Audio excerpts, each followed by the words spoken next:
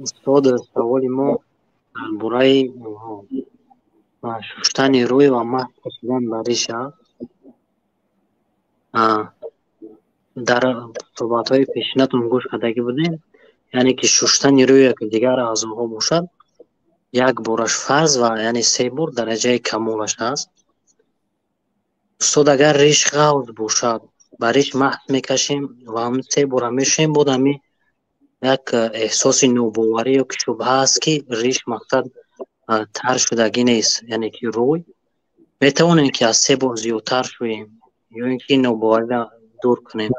روی رو 3 مراتبه میشوید، اما ریش رو نمیشوید. ریش رو همون تاری دست کدی ماسک میکشید یا برخلافش ماسک میکشید. یک بار ماسک میکشید کفایه است.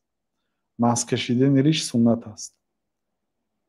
بله. یک بار کفایه است. اگر ریش غفص باشد یعنی ریش سیاه باشد، اگر ریش تنوک باشد، پوستی روی نمایان باشد، وای ریشای میشوید، یعنی وای حکم روی دارد. دانه مو دارد، ریشاش تنوک است. یک آدم روحاش نمایان است، این آدم میشود روحاش، همون ریشاش هم میشوید. اما آدمی که ریشش غفصتر است، تگی ریش، پوستی تگی ریش نمی نماید، این آدم ریشه نمیشود، ریشه ماسک میکشد. بله.